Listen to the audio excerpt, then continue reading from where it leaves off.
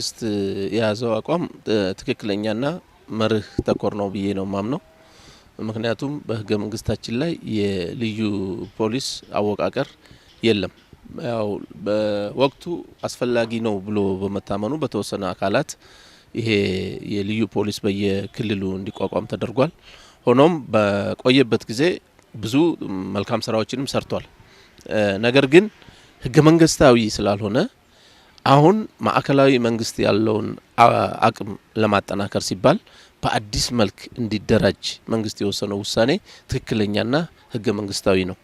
ይሄም ደግሞ ሊሆን የቻለበት ምክንያት እንደሚታወቀው በየክልሉ የክልል ልዩ ፖሊስ አወቃቀር አንደኛ ከህገ መንግስት ጋር ይጋጫል።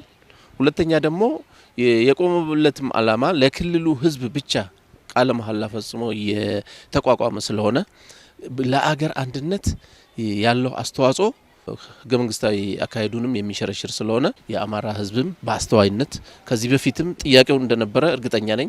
ሁሉም ክልሎች ይሄ ልዩ ኃይል መፍረስ አለበት፣ እኛ እንደ አገር አንድነት ነው መፍጠር አለብን ብለው ሲከራከሩት እንደነበረው አሁንም በተግባር ይሄ ልዩ ኃይልን እንደ አዲስ መደራጀትና ወደ ተሻለ ቁመና ወደ አገራዊ ወደ ፌደራል ተቋማት ወደ ክልል ፖሊስ ወደ መከላከያና ወደ ፌደራል ፖሊስ መግባት ማለት የተሻለ ትጥቅ መያዝና የተሻለ አደረጃጀት ፈጥሮ የሀገር አንድነትን ማስጠበቅ ነው እንጂ ማፍረስ እንዳልሆነ በመገንዘብ ይሄንን አላማ ከመንግስት ጎን ቆመው መደገፍ መቻል አለበት የአማራ ህዝብ። በዚህ አጋጣሚ የራሳቸውን የፖለቲካ ስራ ለመስራት ህዝቡንም ወዳልተፈለገ መወናበድ እያስገቡ ያሉትም አካላት ቆም ብለው ማየት መቻል አለባቸው። የፖለቲካ ስልጣን የሚገኘው መጀመሪያ አገር ስትኖር ነው። አገር በማፍረስ ግን የሚገኝ ስልጣን ስለሌለ ቆም ብለው እነሱን በማየትና ህዝቡን ከማወናበድ እጃቸውን እንዲያወጡ ህዝቡም ማስጠንቀቂያ ሊሰጣቸው ይገባል።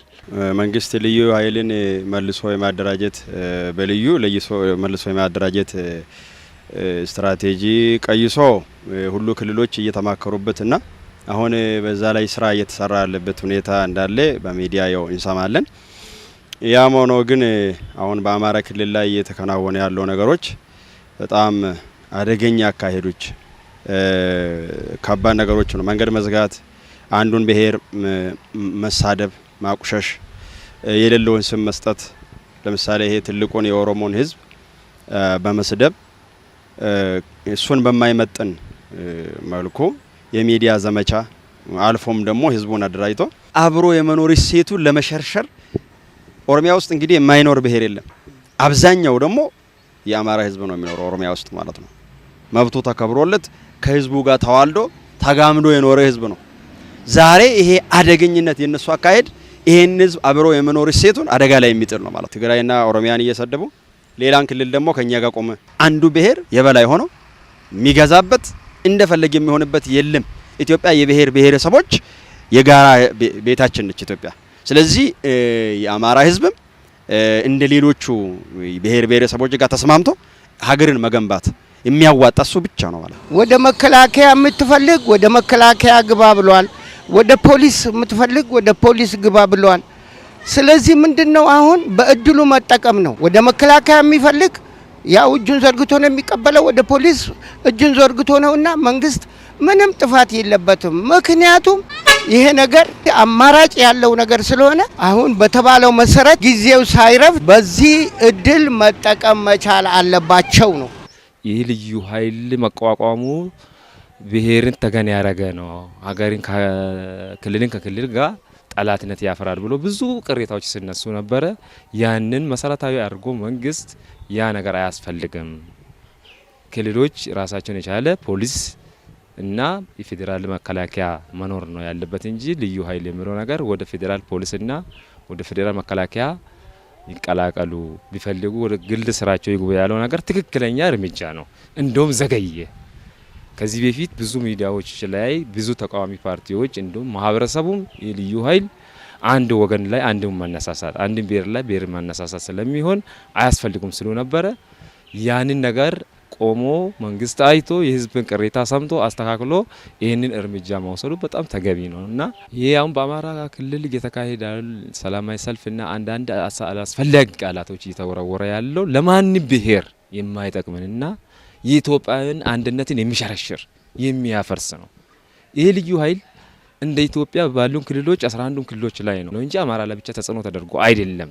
የአማራን ህዝብ አነሳስቶ ከሌላ ህብረተሰብ ጋር ለመጋጨት ወይም ከሌላ ብሔር ጋር ለመጋጨት ወይም ከእምነት ጋር እምነት ህዝብ እንዲጋጭ ነች ሀገር እንድትፈርስ የሚፈልግ አካላት ነው ይሄን እያራመደ ያለው እንጂ አማራንም የማይወክል ነገር ነው።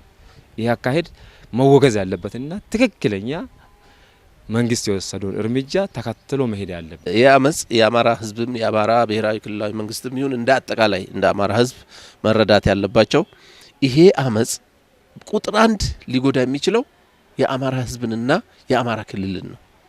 ምክንያቱም መንገዶች በተዘጉ ቁጥር እንቅስቃሴዎች በቆመ ቁጥር የህዝብ እንቅስቃሴ በተገደበ ቁጥር ስራ የለም ማለት ከዚህ በፊትም ጦርነቱ ቲፒኤልኤፍ ጋር በተደረገ ጦርነት ከፍተኛ መስዋዕትነት የከፈለ ክልል ነው። አሁን ደግሞ ይሄ እንደገና ሌላ አመጽ ተጨምሮ መሰረተ ተቋማት ከወደሙ መንገድ ከተዘጋ የንግድ እንቅስቃሴ ከቆመና ህዝቡ ሰርቶ መኖር የማይችል ደረጃ ላይ የሚደርስ ከሆነ ቁጥር 1 የተጎጁ የአማራ ክልል ህዝብ ነው። ይህንን በመገንዘብ ካላስፈላጊ የሆኑ ግጭቶችና እንቅስቃሴዎች ተቃውሞዎች ተቆጥቦ በሰከነ መንፈስ በጨዋነት ቁጭ ብሎ ተደራድሮ ተነጋግሮ ወደ ትክክለኛው መስመር መምጣት አለበት ህዝቡን ብዬ ነው ማምነው። ምክንያቱም ህገወጥ ሚዲያዎች እልባት ሊደረግባቸው ይገባል፣ ትኩረት ሊሰጥባቸው ይገባል። ምክንያቱም ህዝብን መቆስቆስ ለምሳሌ የሌለውን ችግር እንደ ችግር ፈጥሮ ሌላውን በሰላም የሚኖረው ህዝብ መቀስቀስ፣ ወጣቱ መቀስቀስ ይሄ ለራሱ ምን ያመጣል? የሀገር ውድቀት ስለሚያመጣ ሰው ተሳድቦም ሆነ ተቆጥቶም ሆነ በጦር የሚያመጣው ለውጥ የለም ውድቀት እንጂ የሚያመጣው ጥላቻ እንጂ የጥላሸት መቀባባት እንጂ የሚያመጣው ፍቅር የለም። ከኛ የሚጠበቀው ፍቅር ነው፣ መተሳሰብ ነው፣ መነጋገር ነው፣ መወያየት ነው። ቢያንስ አንድ ሀገር ነው ያለን፣ የማንቀልድባት ኢትዮጵያ ነች ያለችን፣ የጋራ ሀገር ነው ያለችን። እቺን የጋራ ሀገራችን ደግሞ ብንንከባከባት እና ቢያንስ ሳይገባቸው የሚሳደቡ ሳይገባቸው የሚዘላብዱ ሰዎችን እልባት ብናረግባቸው እረፍ ብንላቸው የገበላይነትን እያስከበሩ ብንሄድ ለኔ ደስ ይለኛል። ከውጭም ይሁን ከሀገር ውስጥ ያሉ የጽንፈኛ አካላት ልሳን የሆኑ ሚዲያዎች አሉ። እነኚህ ሚዲያዎች ህዝቡ ጠንቅቆ ማወቅ መቻል አለበት። ሚዲያዎች ከትክክለኛ ኃላፊነት ከሚሰማው ሚዲያ የሚተላለፉት ሚዲያዎች ትክክለኛ አቋም በመከተል ያንን ተከትሎ ነው እንጂ መፈጸም ያለበት። አንዳንድ ጽንፈኛ አካላት ለራሳቸው የፖለቲካ ፍጆታና ለዩቲዩብ ገቢ ሲሉ ህዝብን ከህዝብ የሚያጋጩ ሃይማኖት ጋር የሚያጋጩ አካላትን ለይቶ አንጥሮ መጥፋት መቻል አለበት። ይሄን ካላደረገ እያንዳንዱ የጥፋት ኃይል ሁሉ በአሁኑ ሰዓት ህዝባችንን ወደ አላስፈለገ አቅጣጫ ሊመሩት እየሰሩ ስለሆነ እነኚህ ነገሮች ቆርጦ መጣል አለበት። ልዩ ኃይል በየክልሉ መደራጀቱ ይሄ አደጋ እንዳለው እነሱም ሲያነሱ እንደነበረ የቅርብ ጊዜ ትውስታ ነው ማለት ነው። እና አሁን ግን መልሶ በዚህ አይነት መምጣቱ ባለፈው በህዝብ ተወካዮች ላይ ስልጣን መቼ ትለቃለ የሚል ጥያቄ ጠቅላይ ሚኒስትሩ ተጠይቆ ነበር። ለምን ስልጣን ቶሎ አይለቁም?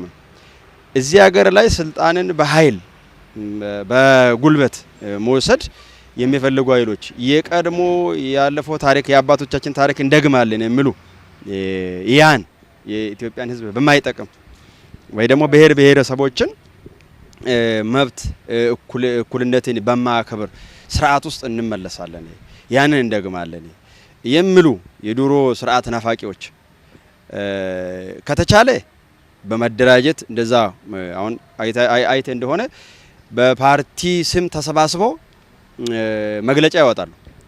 ሲያቀታቸው ደግሞ ከታች ኃይል አደራጅቶ በጉልበት አገርን ስልጣንን 4 ኪሎ ነው አሁን እቅድ ተይዞ 4 ኪሎ እንገባለን ነው። 50 ኪሎ ሜትር ብቻ ነው የቀረችን፣ 50 በዚች ቅርብ ነው እንገባለን። ይሄ የእብደት አካሄድ ነው ማለት ነው፣ ቅዠት ነው ይሄ። እና ስልጣን መያዝ በምርጫ የተሻለ ሀሳብ ይዘህ ቀርበ ነው እንጂ ስልጣን የምትይዘው በጉልበት ዱር ገብተ በኃይል የምትይዝበት ዘመን ይሄ አልፏል ጊዜውም። ስለዚህ መላው የአማራ ህዝብ በሙሉም ላይሆን ይችላል እዛ ውስጥ ይህንን ድርጊት የሚያራምዱ የተወሰኑ ሰዎች ብዙሃኑን ለማስከተል የሚያደርጉት ነገር ትክክለኛ እንዳልሆነ ህዝቡ ደግሞ ይህንን ወጥቶ በሰላማዊ ሰልፍ ትክክለኛ ዓላማ ሆኑን ተናግሮ መንግስትንና ብሔር ብሔረሰብ ህገ መንግስቱን ተቀብሎ አብሮ ለመቀጠል ጽንፈኞች የሚናገሩትን ቃላቶች መወገዝ አለበት። አማራ የሚኖረው በአማራ ክልል ብቻ አይደለም። ስለዚህ ኢትዮጵያ ሁሉንም ያቀፈች ስለሆነ በአማራ በኩል የሚደረገው ይሄ ትንኮሳ ቢቀር ይሻላል ነው የምለው። ስሙ አዳምጡ። ከጦርነት ውድመትና አመድ ነው የሚገኘው። እስከ ዘላለም ድረስ አንድነት መኖር ለሀገሪቱ ዋጋ አለው። ወደፊትም ከመሪያችን ጋራ ከዶክተር አብይ ጋራ በአንድ ልብ ሆነን የመሪያችንን ትዕዛዝ የሀገራችንን ህገ መንግስት ማክበር አለ።